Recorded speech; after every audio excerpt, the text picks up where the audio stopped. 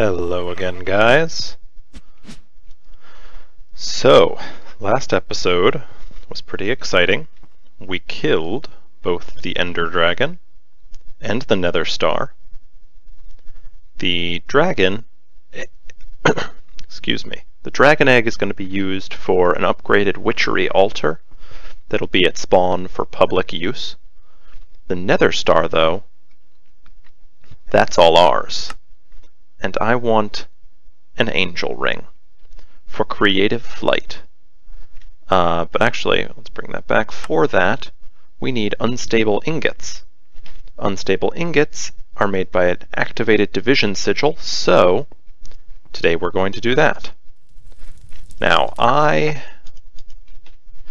previously, off camera, made all the parts for some really awesome, actually optimal, tinker's tools. So we can get an excavator. We can call that, oh, what are we going to call that?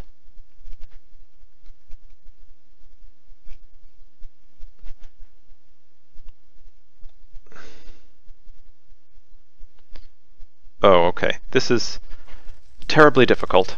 I can't think of a really good name, and I'm very sad about that. So, whatever. It will just be Tartarite Excavator for now. We will also make a hammer.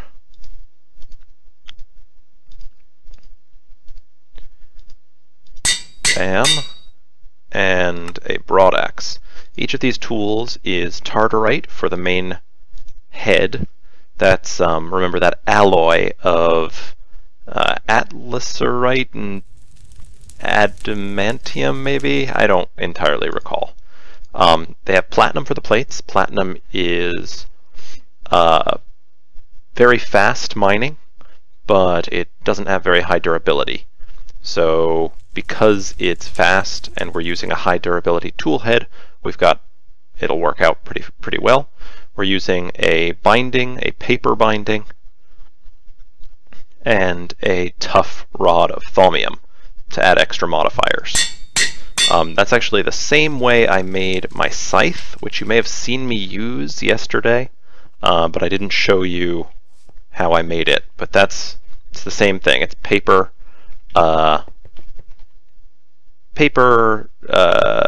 Tartarite, and thaumium. The Reaper, as I called it, I also loaded up. I gave it the charging ability from Flux.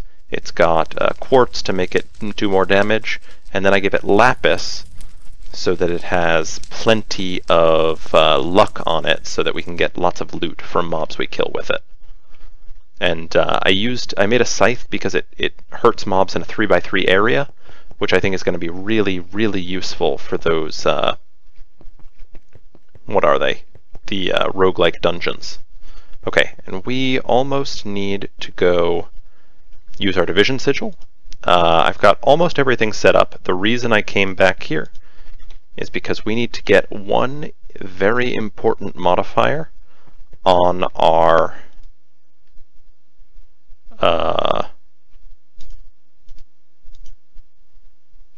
excavator. We will need a silk touch, and for that we will need a silky jewel, which will need gold nuggets as well. 1, 2, 3, 4. Awesome. Okay.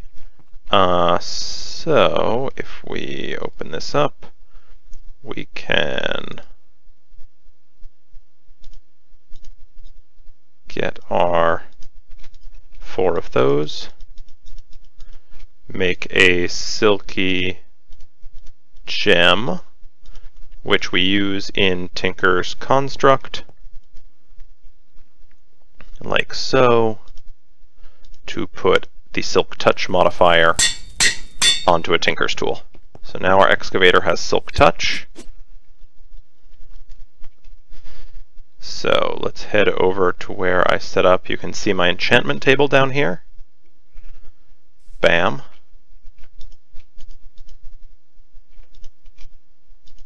And here's what we're going to need to do.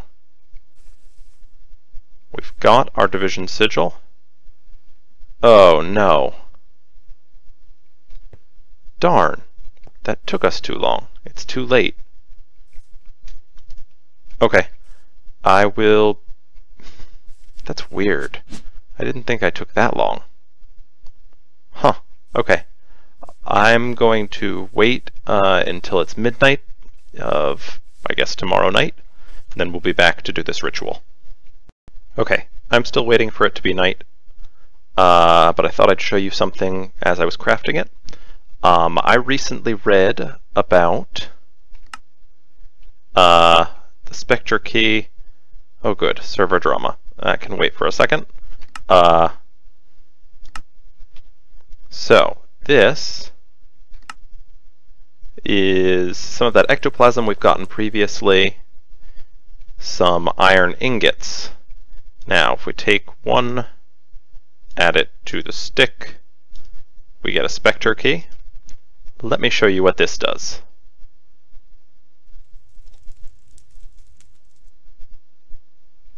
Okay, nothing if I use it like that. Apparently I have to hold it down for longer. And if I hold it down for long enough, poof, it teleports us. Oh, okay, we got ported back. I don't know why that happened. Let's try again.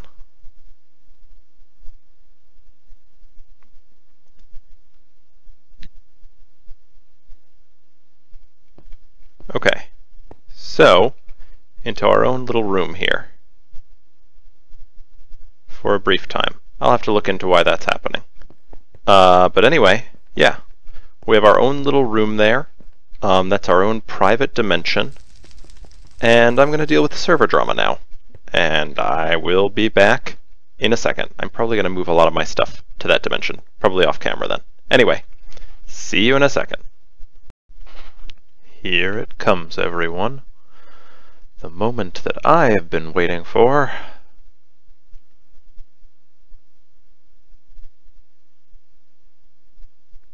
When that moon hits midnight, the sigil should start glowing. There we go. Okay, we have to perform the sacrifice. There we are. Oh my goodness.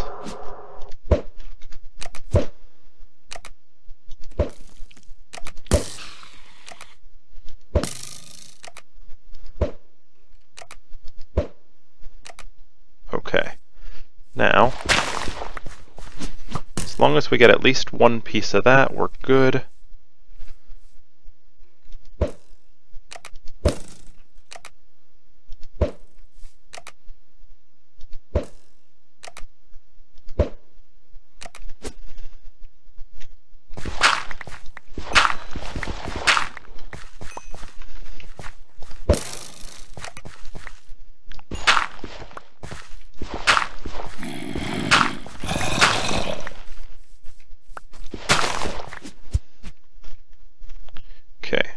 Try and get as much of this cursed earth as I can.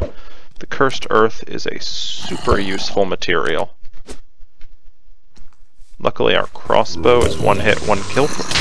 Ooh.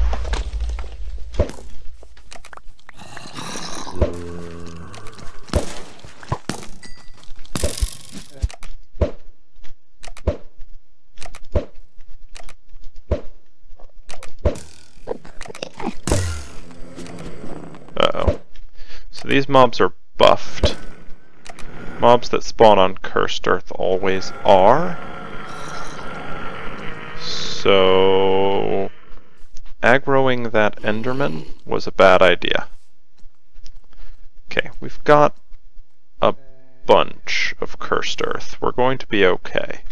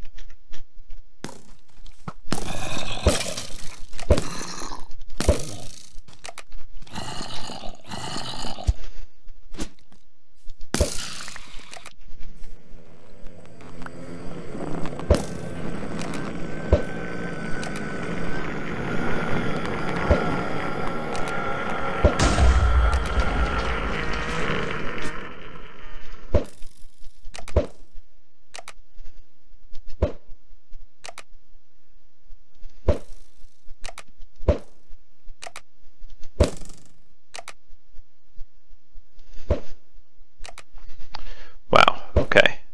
This is a whole lot of mobs. But you know what we can actually do to make this all so much easier? Oh, no, here it comes. The sun. Cursed earth mobs actually get damaged when the sun rises.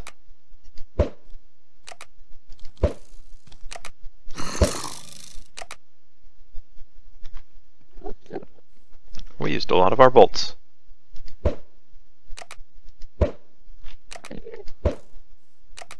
So, let's see what happens when light starts touching this cursed earth. Ooh. Little.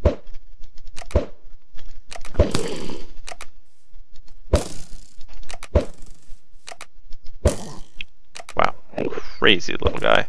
There we go. That's what I wanted. When the sun hits, the cursed earth starts burning. It's going to prevent any more mobs from spawning on it.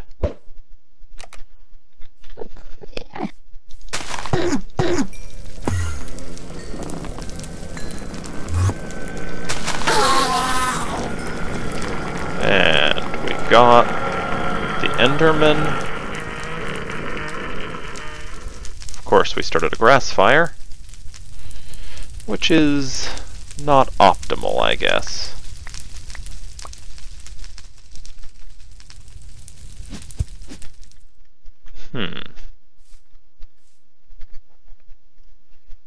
Yeah, I would say that's less than optimal. Hopefully it goes out before it spreads too far. I guess the thing to do is to help it go out.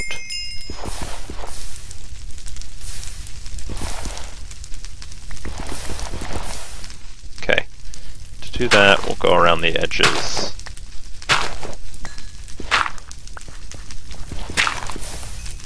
Take out all the cursed earth we can.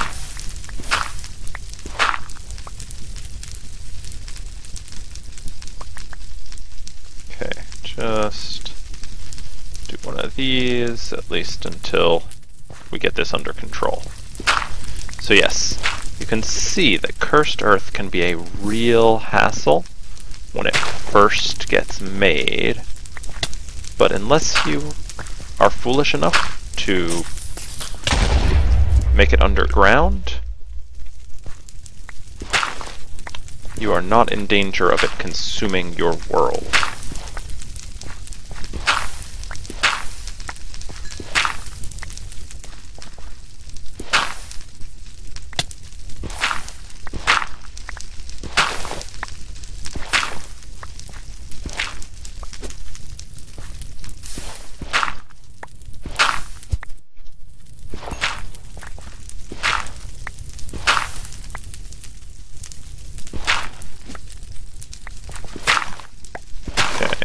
Get the rest of this.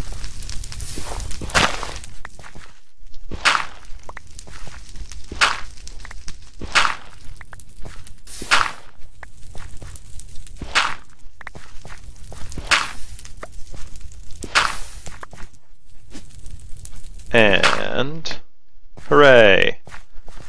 Cursed earth is, I believe, all gone now. We can take our enchanting table back. Cool. and mostly the dirt will come back in and fill this in. We can help it out a little bit. I'll cover up the stone. And I will see you in a few minutes once I finish up here and get back to base. Okay guys, so in order to craft our ring, we are going to need to make unstable ingots. Now unstable ingots have a pretty simple recipe. Iron divided by diamond. But that makes them unstable. If you keep an unstable ingot in your inventory for, I believe, more than 10 seconds, it will explode and kill you. Also, if you close the crafting window or throw the ingot on the ground, it explodes and kills you. The ingots don't stack, which is also annoying. And for the most part, you can only make them in a vanilla crafting table. The assembly halo is an exception because it technically makes a vanilla crafting table that just follows you around. So I can do them in my halo. Once I make these, I'm going to have to very quickly put all my other crafting components into the crafting grid because I need to be able to, craft it all within 10 seconds. So let's get started. I just want to fill up my hotbar so nothing goes in there. They're either going to both go here or both go here. Either way. So I will shift click them and crash. Darn it. I'll be back in a second. Okay.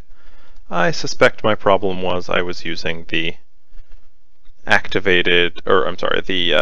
assembly halo. So why don't we put a bunch of stuff away in case we die and have to come back and get it all. Having fewer things certainly would be more convenient. And let's try this once more. Okay.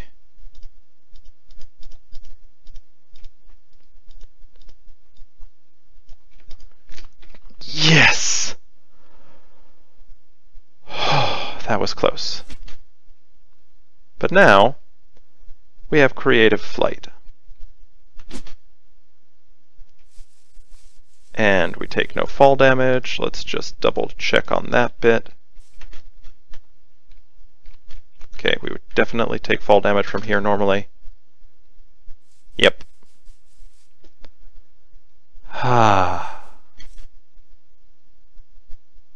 This feels nice.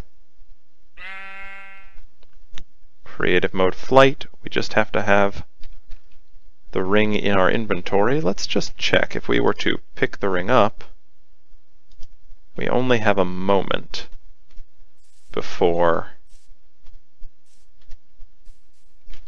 we have to put it back down. Now what's interesting here is that our Sojourner's Sash should still give us... Oh, okay. It was just having a little problem.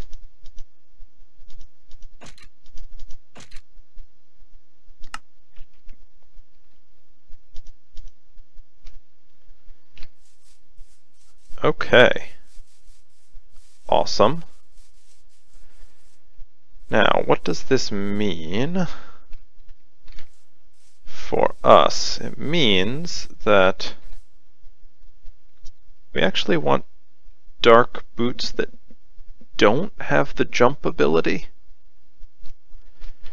because that jump ability uses a lot of their endurance, or their power. So I might make some of those. Ugh, it's just going to be a hassle because I have to get all the way up to empowered 4 again with them. I'll see if there's a way to uncraft these ones actually. And then rather than the resonant jetpack, I might want to switch out for a dark iron jetpack? I don't know.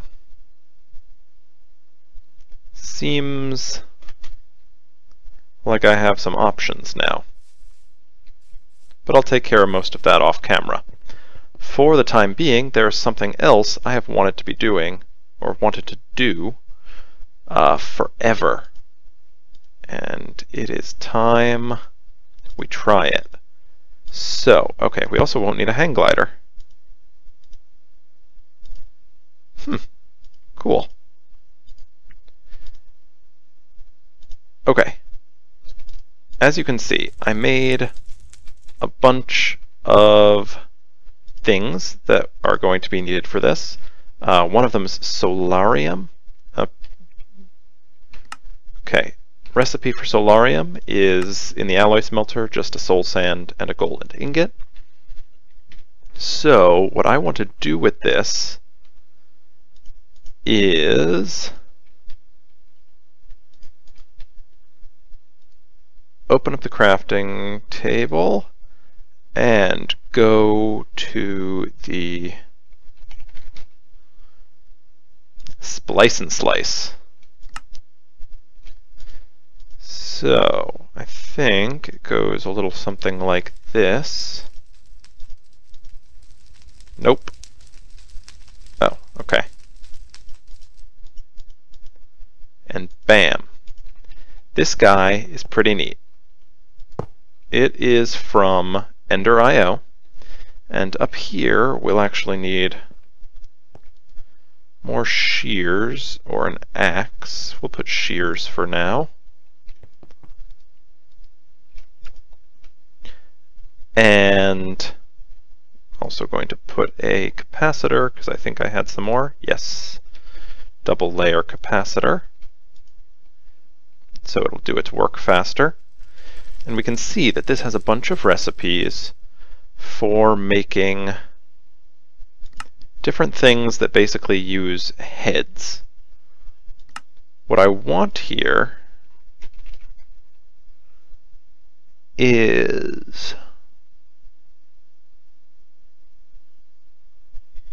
oh, good. I am going to have trouble finding it now, of course. Let's go through EnderIO. So we want the charging station. There's a remote charging station, and I don't remember exactly what it's called. Okay, let's try remote. Darn it.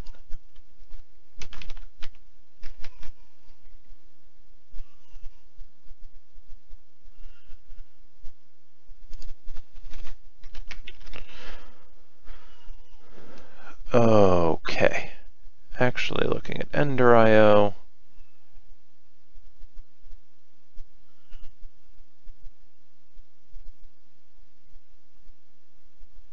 It's not a dark steel anvil. Okay, it must be up here somewhere.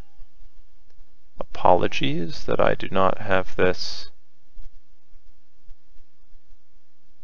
Oh, here we go. Okay, wireless charger. This is going to take electrical steel, an octatic capacitor, both of which we've made before. They're just a little bit annoying to make. And then we'll need an ender resonator. This is an enderman head, solarium, vibrant alloy, and silicon, all in this splice and slice. So I'm going to get all that stuff together, and then we'll get it ready to make. Okay guys, so the ender resonator just crafted. You can see that the axe and the shears each took a little bit of damage. But now we can hopefully, there, craft our wireless charger. Now this guy's pretty neat. Let's find a place for it. We'll put it right back here. can see that while the wireless charger is there, it will draw RF, but then it'll charge anything in our inventory that uses that RF. So just by being in our base somewhere near that wireless charger, and I'm not exactly sure of the range, but it's pretty big, we're going to be charging up our armor and our weapons and any tools that we have that use RF, which I think is pretty cool. Okay.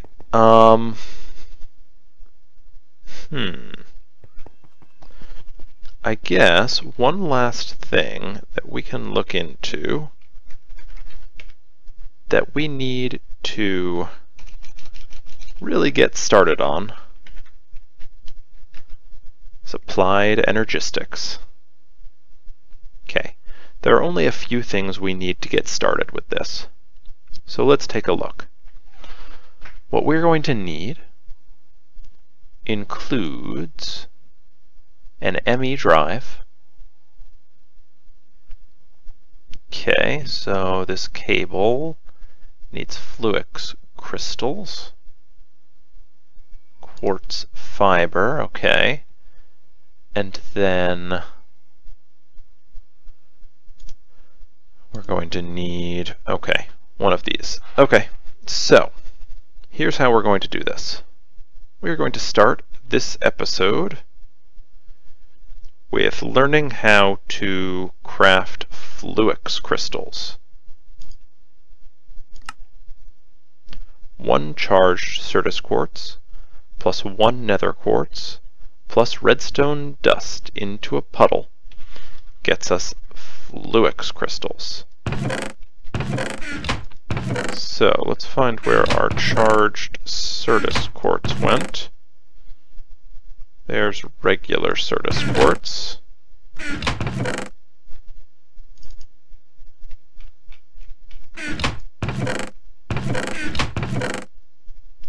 Here we go. We don't have a lot of it here, but we might have some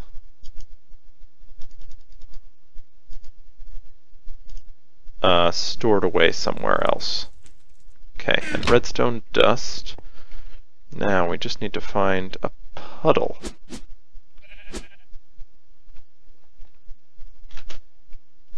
Okay, I nearly forgot that we can creative fly now. Okay, here's what we'll do. I'm going to change all of these into fluix crystals. So yeah, just by letting them sit there, we get fluix crystals. And we can use these to craft... Wow, we're fast. Okay, it's going to take some getting used to. We can use these to craft a lot of the other stuff that we are going to need to get into applied energistics. One of the things we'll need is called the charger. Actually, no, not the charger. What is it we need? Oh, the inscriber. Okay. Because this is what we're going to use to make these circuit boards that we're going to need. These sorts of things. But I think we'll probably start getting into that a little bit more next episode. I've got the fluix crystals. I'll probably get all the rest of the materials that I think we're going to need ready. And we'll look into that, because our storage system, I don't know, it lasted for a little while, but we don't have any place to store all this dust even after we cook it. We've got tons of this. All the products from our quarry, or most of them, are still down there.